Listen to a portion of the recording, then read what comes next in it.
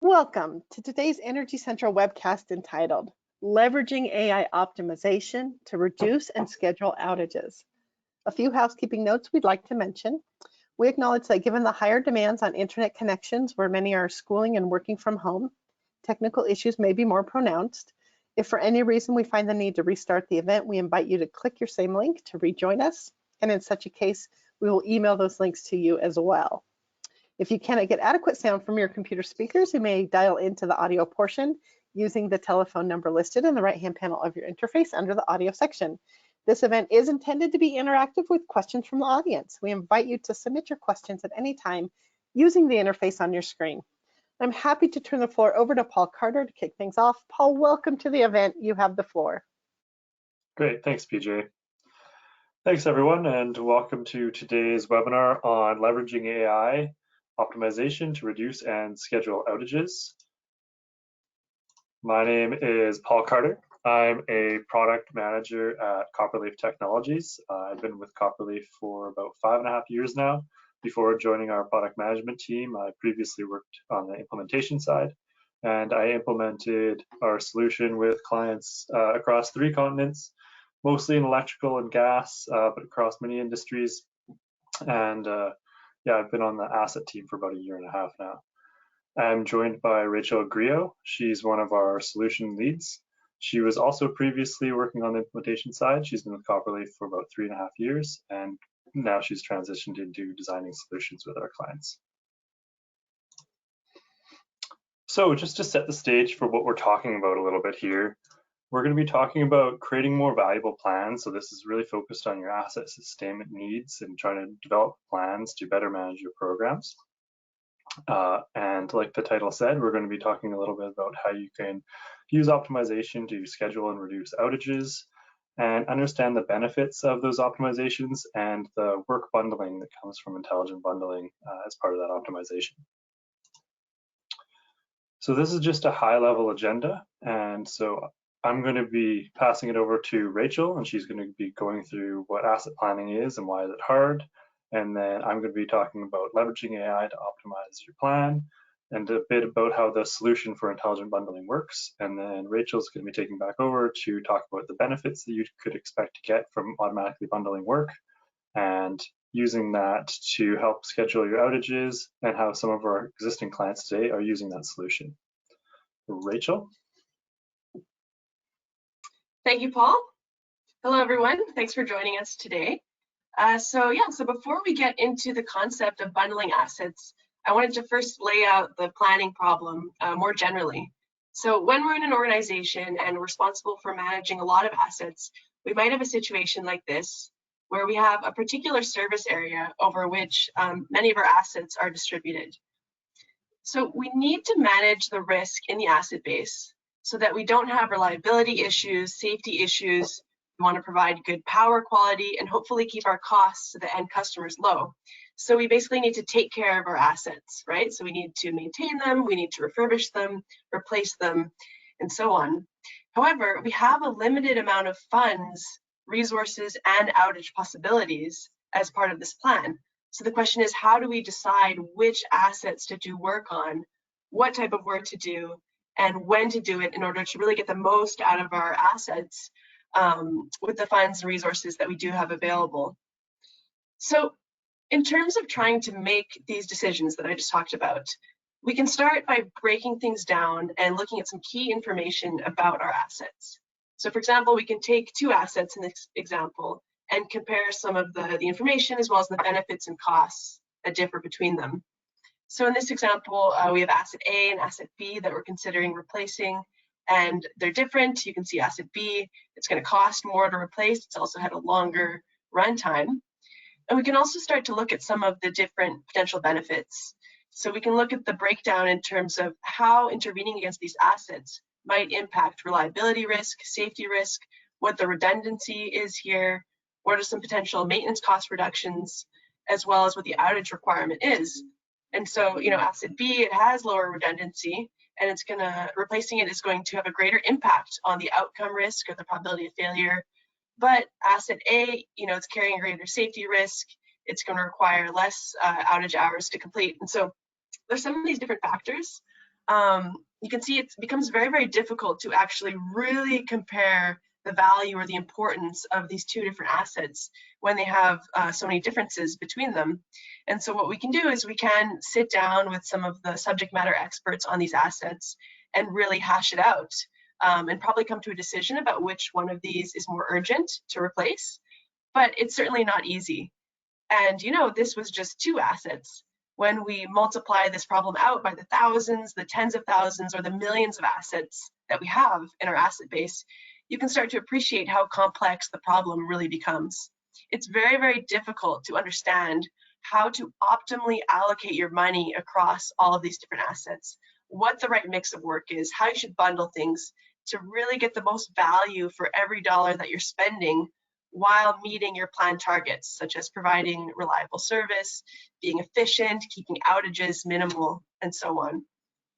So, okay, so what do? So often we end up spending according to the historical budgets that we have for certain programs or certain asset types. Or we might focus on the assets for which we have the most data collected, which makes sense. Or we might just grease the squeakiest wheel. So maybe we spend a lot of money on the assets that stand out as the riskiest, or that people in a certain region are advocating for most strongly. But what's interesting here is that without taking the whole population into account and understanding value at the population level, we're probably not making optimal decisions. And Paul's going to go into this further, so I won't steal his thunder. But we can chat a little bit more about some of these challenges that we commonly see. So let's say you have a budget for transformers, say, and let's say this is the same budget that you've been spending historically, and it's been pretty consistent year over year. The question is, how do you know whether, if you keep spending the same amount, whether that's really enough to manage the risk in your asset base? Are you potentially underspending such that risk is actually rising in your population?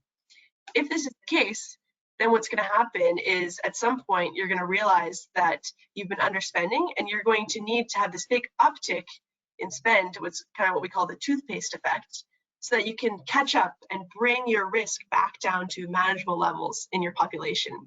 So this is something we see a lot of organizations struggle with, which is not really being able to understand or communicate the impact of what you're spending on the actual risk exposure in your organization.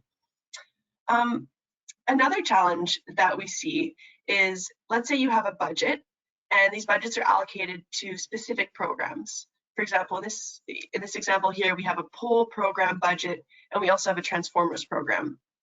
The question is, what do you do when you're faced with a budget decision where you have to potentially trade off between these different programs?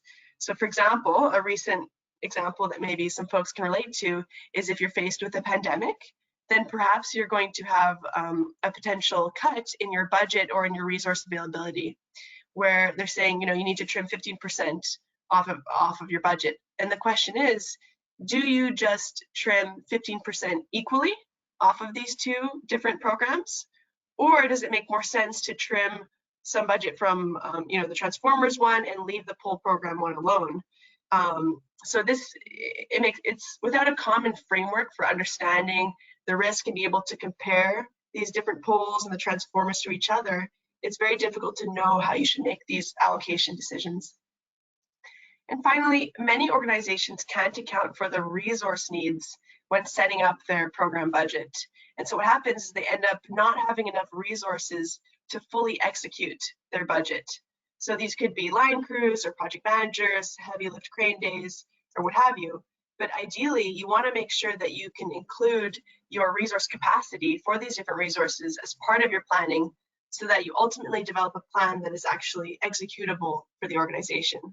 And this is something that actually one of our clients, National Grid Electric Transmission in the UK, struggled with, and I'm actually going to come back to this later in the presentation. But so how can AI help? Well, with the Copperleaf solution, so you can measure the objective risk associated to all of your assets kind of automatically, and then you can understand through a holistic optimization analysis when the right time is to intervene against each of these assets, given the different funding, resource, outage constraints that you're balancing. So of course you're taking care of those assets that are riskiest today, but you're also taking care of assets that you might not have considered. And this is really where the AI comes in.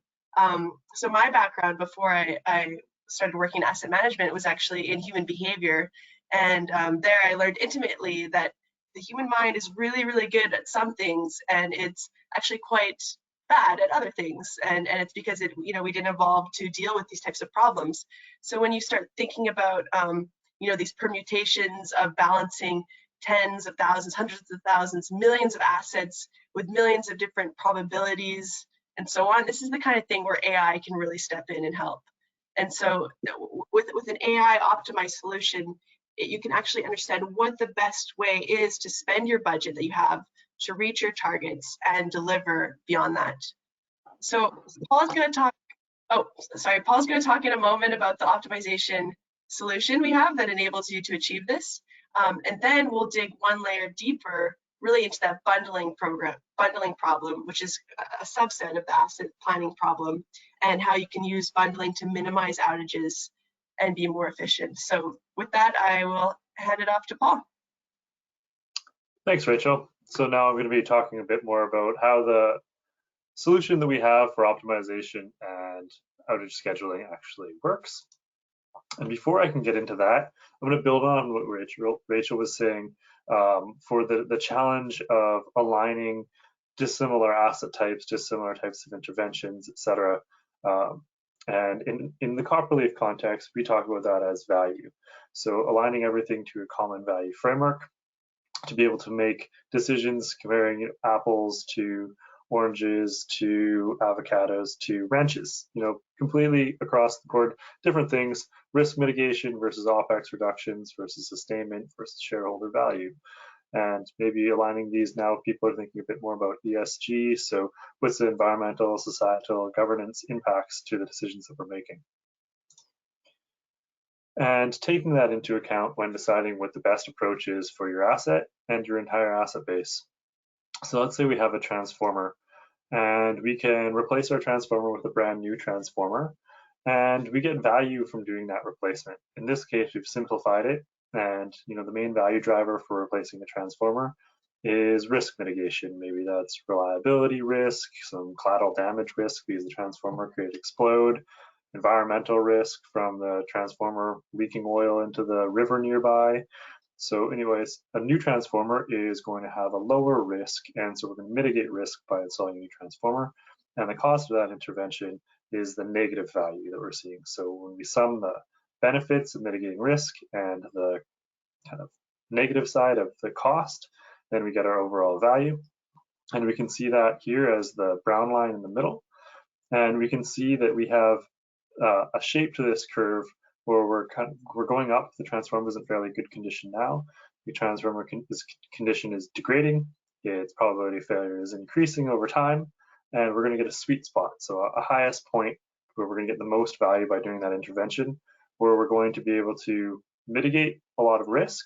If we defer it any longer, there's going to be risk that we're not mitigating, and the probability that that asset fails in service goes up. And we're also discounting the cost back into today's terms, and that's why we see the cost line decreasing or becoming less negative over time. Alternatively, we could also refurbish our transformer. Maybe we have many different types of refurbishments and other maintenance we'd like to consider. And in this case, the refurbishment has lower value than a replacement, and that's because it's mitigating less risk. As you can imagine, a refurbished transformer is a little bit less reliable than a brand new transformer, but the cost is slightly lower as well.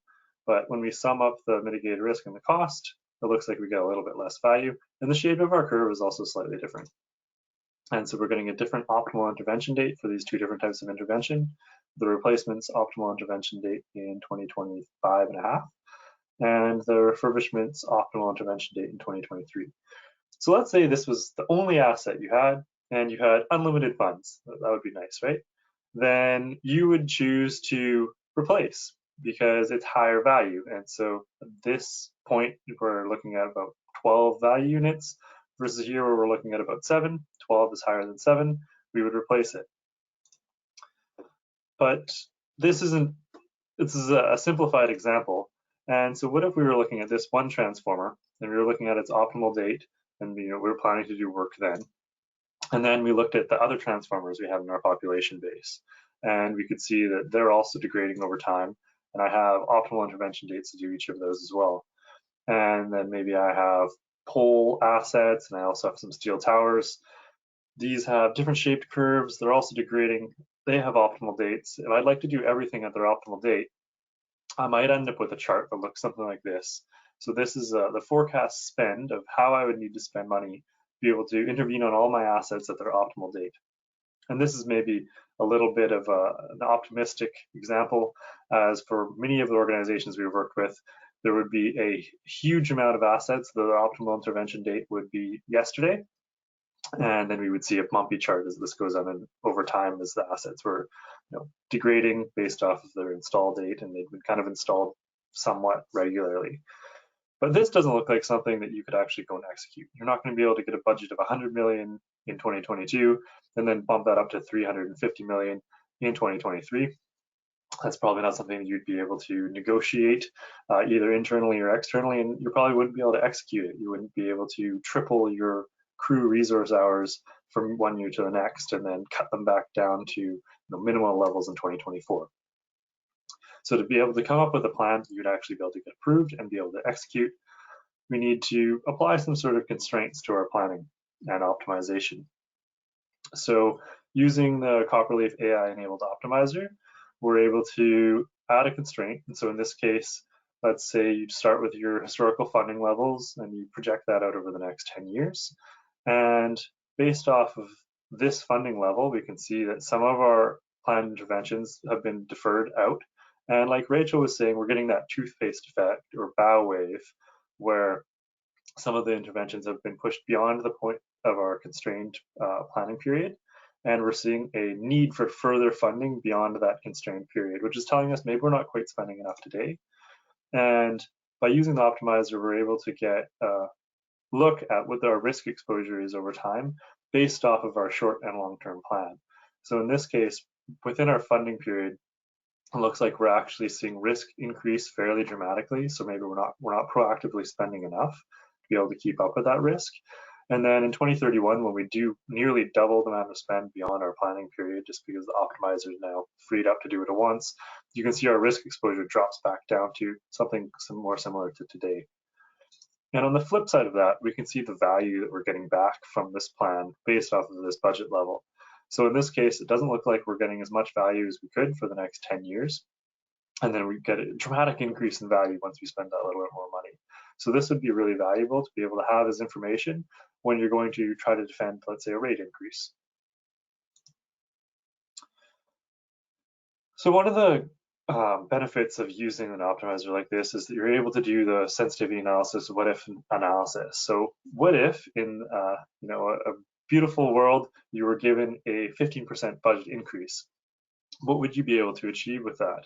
So re-optimize with a 15% budget increase, you'd be able to see, oh, some of my work's been pulled back closer to its optimal intervention date. And I was able to mitigate 20% more risk than I was able to with my planned funding level. And like I was saying before, this can be, again, really useful when you're trying to negotiate budget increases with internal and external stakeholders, being able to show, if I was able to get a little bit more money, this is an incremental amount of risk that I can mitigate. And I'm getting a really good return on that investment of 15% more money mitigating 20% more risk. And maybe that's aligned to our strategic objectives. And again, we could also show on the flip side that you're getting 13% more value by spending that 15% more money. So any more value shows that you're getting a positive return on your investment. So here's a more maybe realistic case where you're faced with somebody is requesting that you cut your budget by 15%, or what if we cut your budget by 15%? What would that look like? And a number of your projects would likely be pushed out into beyond your planning horizon. You're not going to be able to achieve getting as much work done in the same period of time. And in this case, with a 15% budget reduction, maybe you're faced with a 30% higher risk over the next 10 years. And this is actually a fairly realistic kind of balance, as a lot of the organizations we work with, they have quite a few assets in poor condition today. Maybe they haven't been quite keeping up with their asset sustainment. And any reduction in spending in their short-term plan has a huge impact on their long-term risk, as there's those high number of like fairly risky assets that every dollar they spend gets those off of the network. And so by not spending that money, they're exposed to quite a lot more risk. And so being able to visualize that and have it transparently, easily communicated is a big benefit of using the AI-enabled optimizer. And like the other examples, you'd also be able to see the value that you're getting back from this plan. And so in this case, 25% less value over the next 10 years by spending 15% less money. So really a big reduction in the return on investment that you're getting for the budget you're spending. So a use case that we actually see a lot, and it's not like you can only do one or the other, but often the organizations we work with also want to constrain on risk. You know, they have an organizational objective to keep risk at a certain level, and they need to apply risk constraints to be able to come up with a plan that actually realizes that goal. So let's say you have a goal to keep risk at 2021 levels over the next 20 years. And you can apply a constraint that would maintain that. And then you would be able to see the required funding that would be needed to be able to meet that goal. And so it may be that your overall plan ends up being a combination of a number of things of, you know, a aspirational constraint on risk that maybe gets adjusted slightly to match reality of how much you're able to spend, and you're applying budget constraints as well. And then another aspect of making an executable plan is looking at the outage requirements and resource hours that are needed. And these kind of go hand in hand, as using our bundling solution and combining work into the same outage can also have a big impact on saving resource hours. So let's say this is our plan that we've come up with just by applying constraints on our budget and on our risk. And we're looking at our outages and we're like, well, this isn't an acceptable amount of outages. Our regulator is saying the max amount of outages we're able to take per year is X, and we're exceeding that. And we don't have the resource hours to be able to actually execute this plan. We don't have enough field crews. Let's consider which of this work we could do together to gain efficiency in the work that we're doing and hopefully reduce outages. So we apply these constraints and we capture the economic trade-offs that are made when combining work. And we're also quantifying the cost of an outage, so that's taken into account in those economic trade-offs, excuse me. So we rerun the optimizer with including intelligent bundling. And from this, we're able to see by bundling work together and making those economic trade-offs to really come up with high value potential projects, we've drastically reduced our forecast outage days, and we applied constraints for our resource hours. And we were able to come up with a plan that was achievable within those resource hours, and likely being able to do even more work by considering that bundling that we're able to do. So now I'm going to talk a little bit, building off of that, about the bundling solution that we have and how it works. So some of the challenges the organizations we've been working with are faced with before implementing this solution are that they're not bundling. So maybe this isn't a challenge, it's just a fact. They're not bundling. Bundling is something that everybody's thinking about doing, everybody would like to do. Oftentimes, bundling is just a lot of work, and maybe you don't have the data to support it. Maybe it's not clear whose team the responsibility falls on, but anyways, bundling isn't being done. Maybe it's been done in an ad hoc manner in the field. Somebody sees, two work orders coming out, they're in the same place, they'll just do them together. It's not being quantified, nobody's really keeping track of it. So that's the situation we see a lot. Another challenge that comes up is outage scheduling. So oftentimes outages are scheduled top down. Maybe these are being driven by some major projects where those are being done on like a runtime hours or something, especially for the generation side.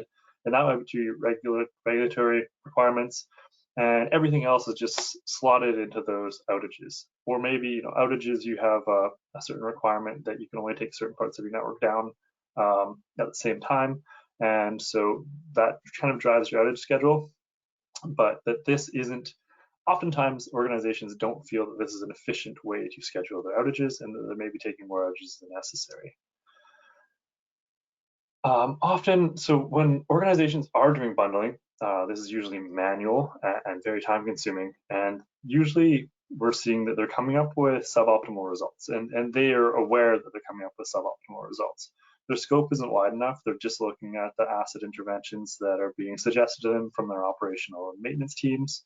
And so they're bundling the work together just based off of the work that they're kind of being told they need to do. And they're not looking at other potential work that could be included in those bundles. And overall, this is very time consuming. For organizations that are bundling work today that we're working with, this takes a huge amount of their kind of planning team's time for the year. It often takes more work than the kind of initial planning development for this bundling step. So overall, it's really time consuming, and this is a big pain point for them. So what does leveraging AI to bundle work kind of look like at a high level? So let's say you are today manually bundling work. And as Rachel was talking about this same slide before, those red assets, maybe those are where we see we can get a lot of value by intervening on those next year or the next 3 years. We can mitigate a lot of risk, the really high risk assets. And some of them it's obvious. So we've got, a couple structures here, and they're close enough together. We should send a crew out to do those together. And we've got a couple wood poles here, and we should do those together, and a couple other assets. So it would make sense to bundle just kind of looking at it at a high level and doing those manual steps. But I'm not making any real economic trade-offs. Just based off of experience, I think that we should do those together because they're close enough. So by leveraging AI and looking at this kind of more bottom-up type analysis, we're able to see that when the crew is being sent out to work on these wood poles, we should also include this steel tower here and this other wood pole. There's taking into account the cost of mobilizing the crew and sending them out there and work planning, etc. It's worth doing those other assets, even if they're not quite as high value to do next year. They're overall going to create more value by doing that work together as one project. So how does that actually work? So as I was talking a little bit about before in an earlier slide, where we were talking about how the value for different asset interventions change over time. Let's say I have assets A and B, and this is the curve of how their value changes over time. And both of them are at their optimal intervention date today, 2021 and 2024 respectively. And by using intelligent bundling, we're able to quantify that there is an economic benefit by doing these two interventions at the same time. And that those are in terms of cost savings, maybe those are outage cost savings, resource cost savings, other cost savings that you could achieve by doing the work together.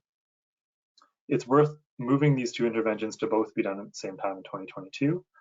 And of course, moving those away from their optimal intervention date, we're going to mitigate a little bit less risk. Maybe we're going to incur more cost in real terms. And overall, there's going to be some lost value. But intelligent bundling is only ever going to bundle work together if overall there's an economic value. There's a bundling gain that can be achieved by doing the work at the same time and proposing that project. So let's say intervention, asset A in that case was a stator, and asset B is an exciter, and then we also have a rotor and transformer in the same generation unit.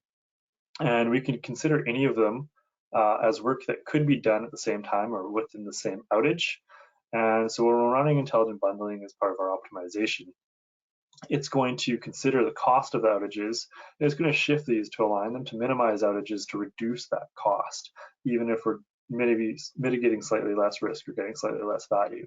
So in this case, we've gone down from 4 outages that we would need to take to do everything at that highest value point, excuse me, and we've minimized outages, and now we're just taking 2.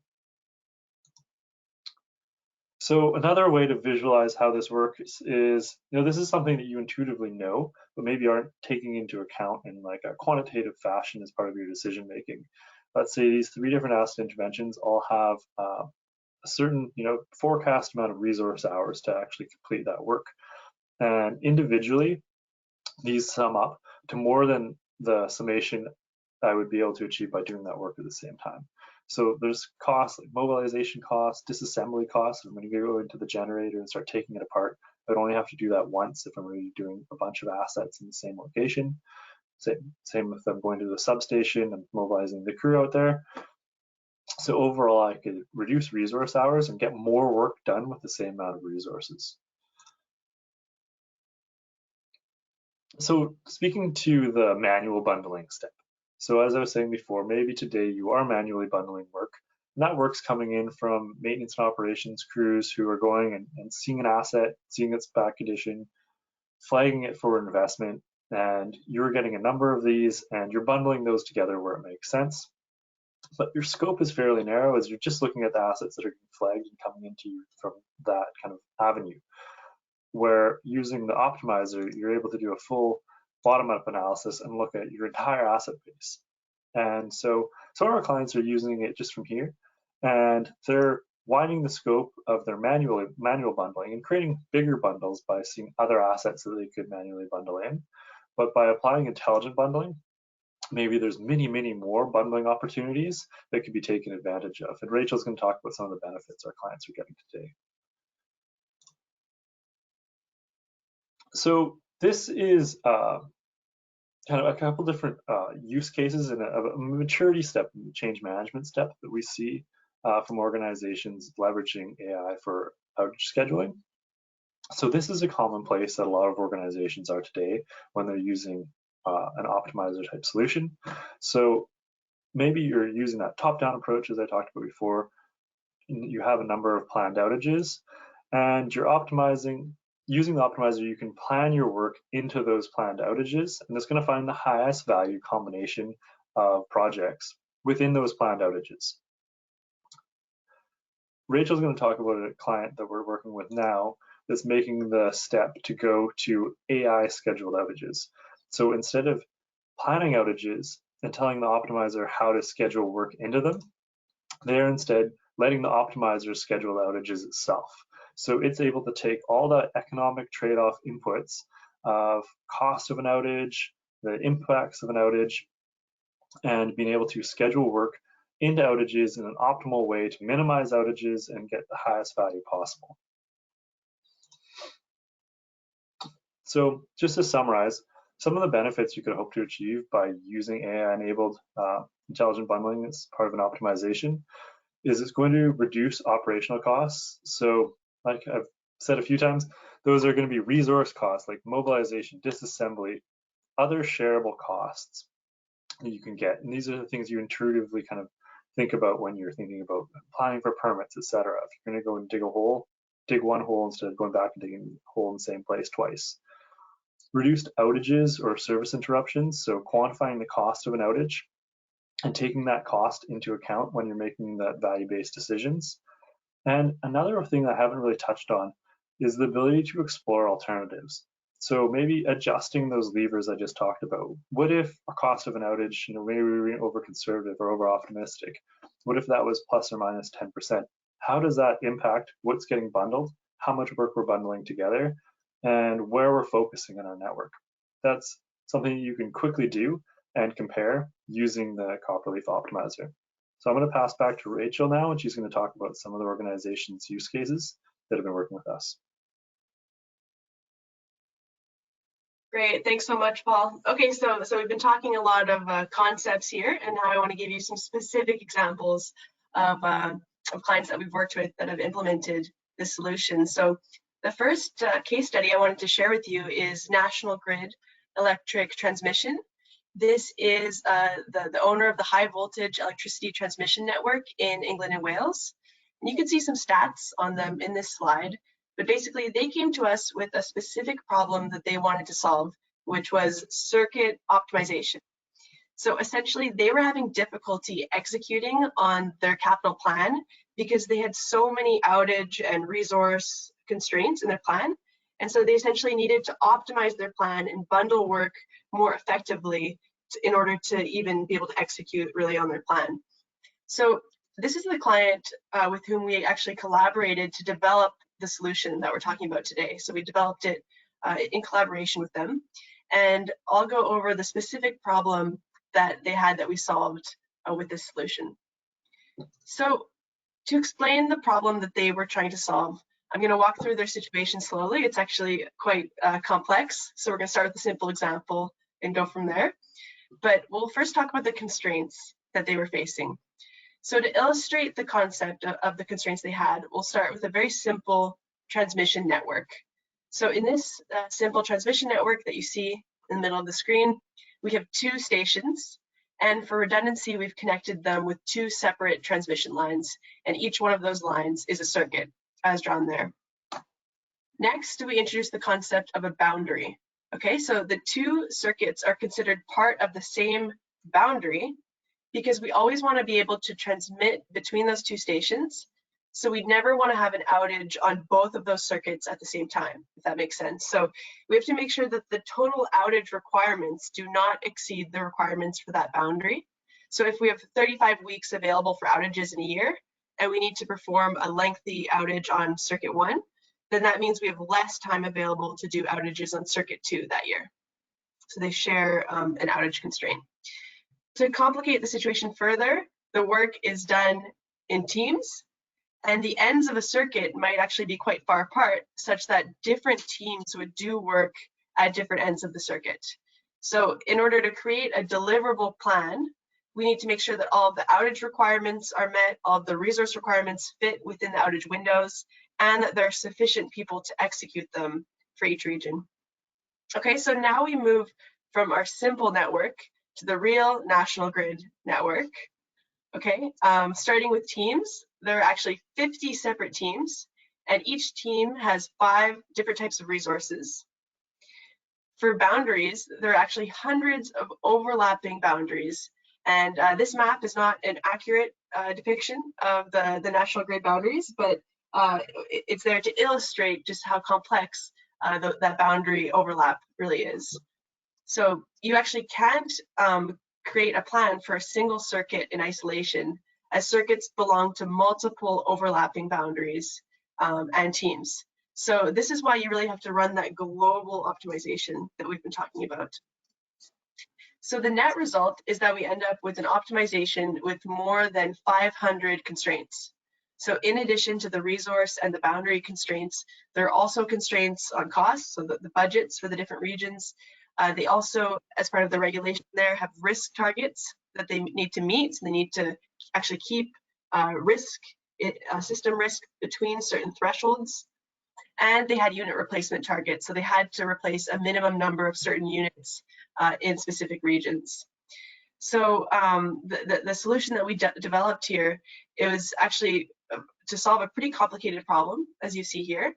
So it was multiple and repeated interventions for over 60,000 assets, with interactions between capital and maintenance interventions, and considering the benefits of bundling within each circuit and coming up with a system-wide solution that satisfied those hundreds of constraints. Okay, so this is what we enabled as part of the solution that we developed with National Grid. And in terms of the benefits that they achieved, that we finished the implementation last year when we're in the middle of completing our analysis on the benefits that they've realized with the solution. But here's part of the return on investment that we've measured so far. So by using the intelligent bundling, they were able to develop an asset sustainment strategy that delivered more value while requiring much less planning effort. And they were able to bundle nearly twice as many asset interventions as their previous manual method of bundling, and they did this in half the time. So, you know, it's all those reasons Paul mentioned before about the challenges of manual bundling, and it's just something that, again, when you give it to an AI, this is what an AI can be designed to solve much more efficiently and more optimally than humans can. So this was one example of a client, and I want to go through one more example here, which is Tennessee Valley Authority. So Tennessee Valley Authority, or TVA, this is a big corporate agency that provides electricity to 10 million people in the southeastern United States. And they've been a client of ours for many years, actually. And after we developed the intelligent bundling functionality with National Grid, TVA wanted a piece of it. So actually the Power Ops division came to us asking whether we could help them specifically with a slightly different problem, which was they wanted to try to reduce the number of scheduled outages in their plans as part of their generation planning. So the situation that they were in was the following. So they were scheduling their outages at a consistent frequency based off a historical way of doing things. So this is that top-down outage planning approach that Paul was just talking about. And then for each outage, they were manually bundling asset work into the outage to do the best they could given that scheduled outages. And that process was very tedious for the planners. They also wanted to reduce, the number of scheduled outages if possible. They wanted to make the planning process easier and more efficient. And they wanted to make better decisions in general. They wanted to bundle work more optimally into those outages and actually have a more optimal outage schedule. So they decided to implement the intelligent bundling functionality within the solution. So this project is underway. The evolution of this project goes like this. So they had their legacy state, which I just went over, where they had the top-down outages that were scheduled, and then they were manually bundling work into those outages. So a lot of inefficient processes. And then their current state, they just implemented the solution, and it has greatly improved the process for the planners, as you can imagine, leveraging AI to do a lot of the work that was previously manual. But at this point, they're still actually planning against the outages that they've already scheduled. So in that slide that Paul showed, the top part of the slide where it showed they had their outages scheduled, and then they're just optimizing the work being done within those scheduled outages. But the next step for them, which will be starting next year, is going to be to use the AI to actually schedule the future outages. So that's the next step that Paul showed, where you can actually use intelligent bundling to help you understand when your outages should be, as well as what work should be done within those outages to maximize value, to minimize costs, and so on. So we're really excited to see them get to this future state vision that they've had for quite a while of having these optimized outages. So that's it for me, and I'm going to hand it back to Paul to talk about the last few pieces. Thanks, Rachel. All right, so the final thing to talk about here is some of the future applications for AI that Copperleaf is working on that you might find interesting. So let's talk about a use case where you're using a model from the Copperleaf Asset Model Library. And so this is a standard model that may be used across a number of organizations. And you take this model out of the library and you apply it to your local data. So you have the condition of your assets, maybe you just have the age of your assets. Maybe you have some failure data, but a limited amount of failure data, because a really common case we see is you work hard to replace your assets or intervene against your assets before they fail, it's great and it's a good goal. It means, though, on the flip side is that you don't have very much data to feed into this type of modeling. And let's call that your local model, the green model. And maybe there's a number of other organizations in the Copperleaf community that are using the same or similar model. Often similar, people are making slight customizations to the model to make it fit their use case, but they're using similar models, and they're each individually using their own data sets in that model. So by combining these data sets and applying AI and machine learning to the data sets to be able to train the algorithm to be able to recognize probability of failure based off of certain surviving asset data.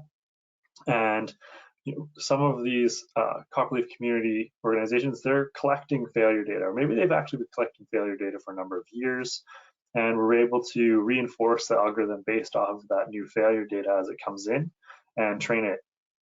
And then we were able to feed that back into the Copperleaf library model and share that back to all of the members of the community, so that given maybe just having surviving asset data and not having great failure data set, we're able to better predict failure by aggregating all those failures and really reinforcing a model that's able to learn from what we're learning as a community.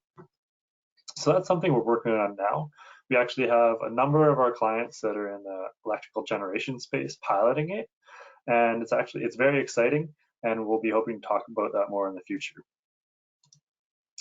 So that's all we had to present for today, and it looks like we have about 15 minutes left for questions. I hope you enjoyed the presentation.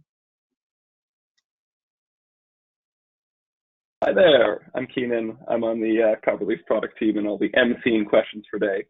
We do actually have quite a lot of questions, which I'm really excited about. If we can't get to your question today, don't worry, we'll try to follow up afterwards to make sure we still get you the answer, because it looks like we're not going to be able to hit all the questions. But the first one we have up is actually two of kind of a similar question, which is what sort of inputs or data are needed to take advantage of AI-based bundling? Cool. We have a slide to help explain that, I think. Conveniently close to the start of our extra material. So optimization is one thing. So to feed into optimization, there's a lot of kind of maturity steps that organizations we worked with are at.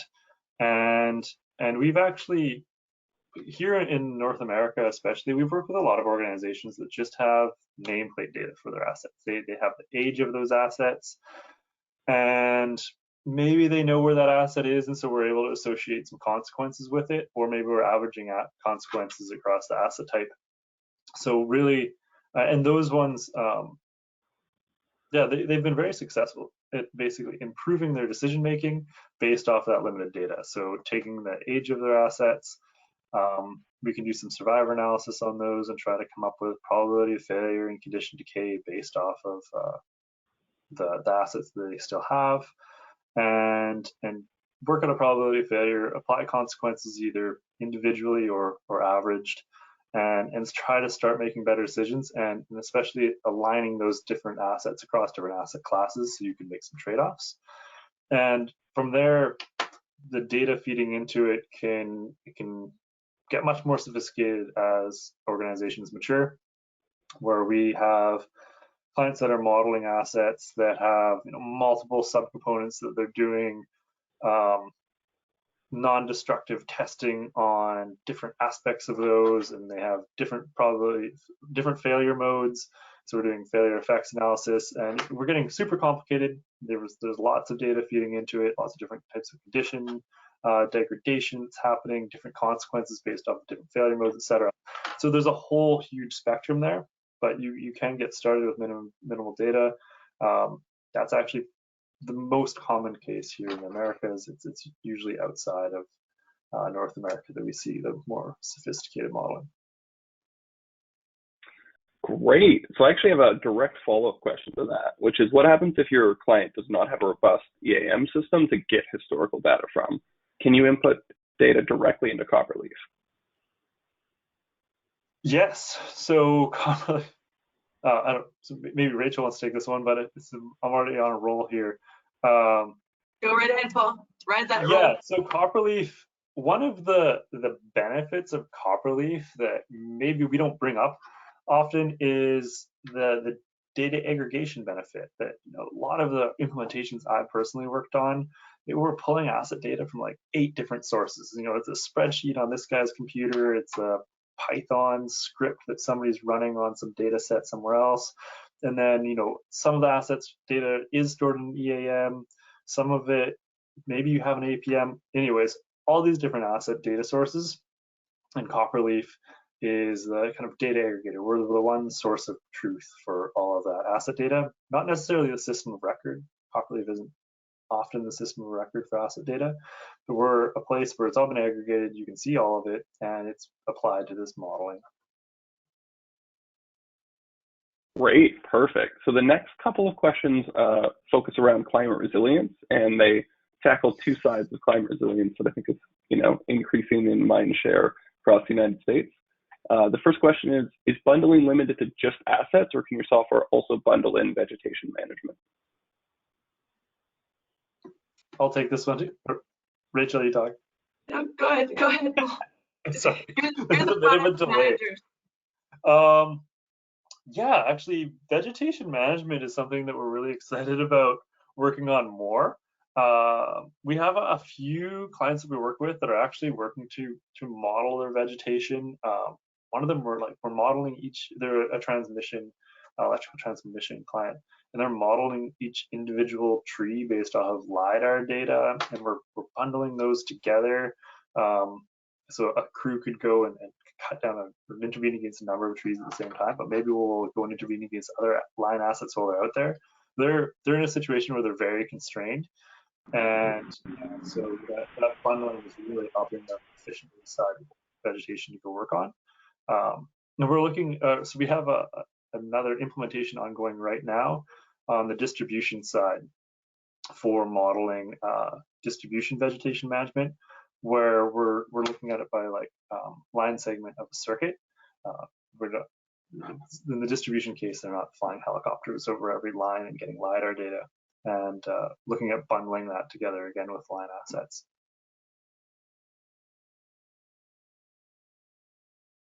Awesome, thank you. And then sort of a follow-up question to that as well is, has there been any studies about coming up with a plan to mitigate the risk associated with the wildfires triggered by the grid's equipment in the field, particularly relevant for regions such as California? Yeah, so we're working with a partner on an implementation for that right now. We've previously piloted a few places, but this was like probably 5 years ago now. And the data and solution and need kind of weren't in the same places they are now. Now we're seeing the need very clearly and loudly, especially here in the West Coast. And so we're working with a partner to use all the solution that we've just described, but as part of that asset modeling, being able to take all of that wildfire modeling that a lot of these organizations are investing in today, where they're looking at climate and wind and risk factors like the grasslands or forest or proximity to developments, endangered species habitat, all of these inputs, often coming from GIS and then getting stored in GIS, modeled as layers, and then incorporated into the wildfire model. That all gets either fed into a asset model or included as part of the asset model's modeling to model the risk of the wildfire, in combination with the other important value drivers for their decision making, so reliability, cost, etc., to find this highest value plan that takes into account wildfire risk. Wow, very exciting stuff, Paul. Let's flip to the other side of climate disasters. Has there been any studies for the winterization of the grid in ERCOT territory to mitigate the risks of repeating a disaster, as one occurred in Texas in the winter of 2021? So, not that I am directly aware, maybe Rachel knows. We have a climate resiliency model that we've implemented quite a few places now. I'm not an expert on how it works, so that's a great question. I should know the answer to that. But it takes into account the kind of cost of a climate disaster like that into your investment decision making, so that when you're trying to make these decisions, you're taking into account the cost of that risk that you're exposing society to. And so it's more likely that investments that mitigate that risk will be included in your plan and valued more highly. And so the decisions that you'll get out of that would be making your network more resilient to that type of disaster. Great. So next question is, how do I get access to your AI optimizer software? This one actually came in from the chat, I promise. Rachel? Sure, that's a softball. I'll take it.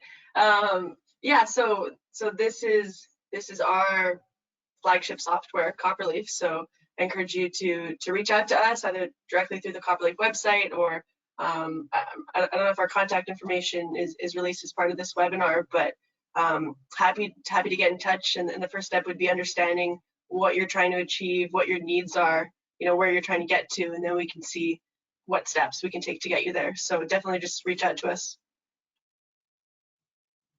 Great. Well, I think this is probably another question for Rachel. For National Grid, it's mentioned that the risk had to stay between certain thresholds. How is the risk captured / quantified? Is it based on historical baselines? Yeah, so National Grid, they were actually very quite advanced, sophisticated in terms of their risk modeling. they had actually developed in-house FMEA risk models that they were using across both of their capital and maintenance interventions. So they had like a whole team working on developing these very, very sophisticated risk models. And so I'm not intimately familiar with how they worked, but I do know that they would produce like an objective monetized risk output that you can relate back to dollars, as that's kind of the requirement in the UK for reporting purposes.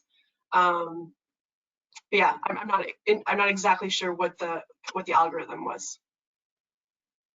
Great. Well, we probably don't want to go too deep on algorithms, right?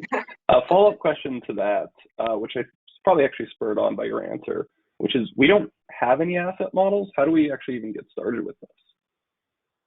Yeah, right. So we do see quite a big variation in terms of where people are at in terms of their asset modeling. And, you know, in these regions where assets are much older, such as in Europe, folks there typically have sophisticated models like National Grid, whereas in North America, we see people have you know, much simpler models or none at all. So this is a very common situation to be in, sort of trying to say. So Paul talked a little bit about kind of the evolution of asset modeling.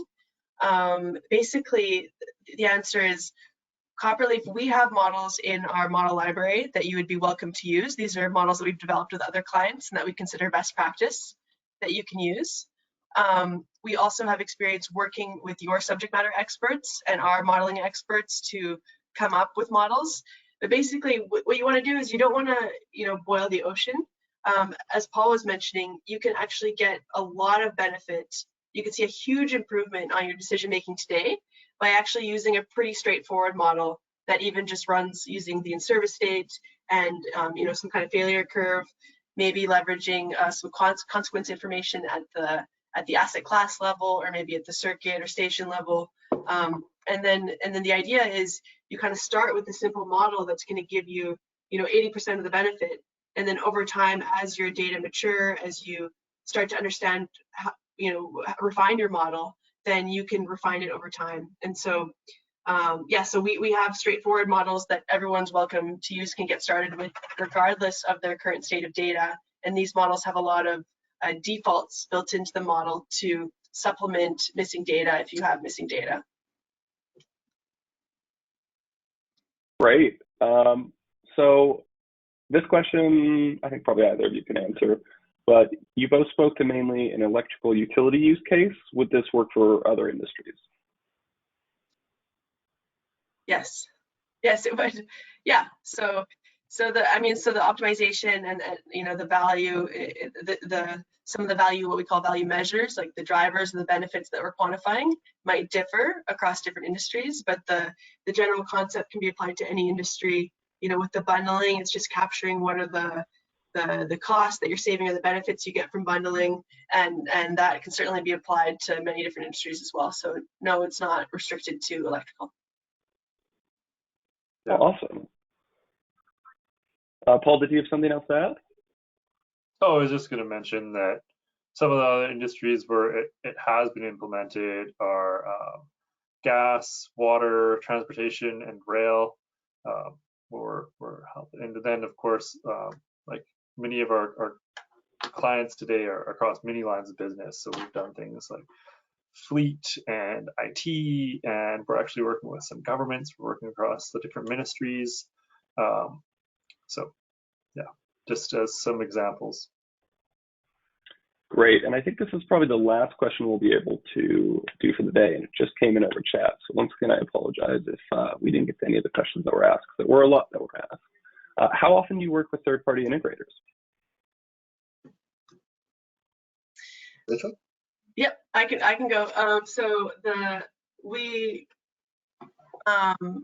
frequently work with third-party integrators. So oftentimes, if an integrator is already embedded in an organization, they might even be the ones to you know, suggest that a Copperleaf solution could be a good fit within some broader transformation initiative.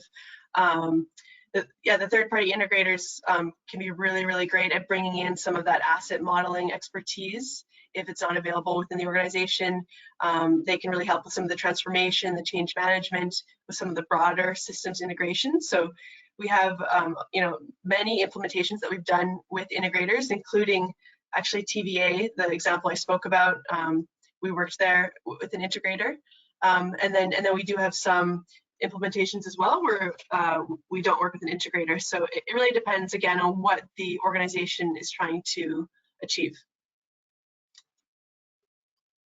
Amazing. So we are at time. So I'll hand it back to PJ to close us out.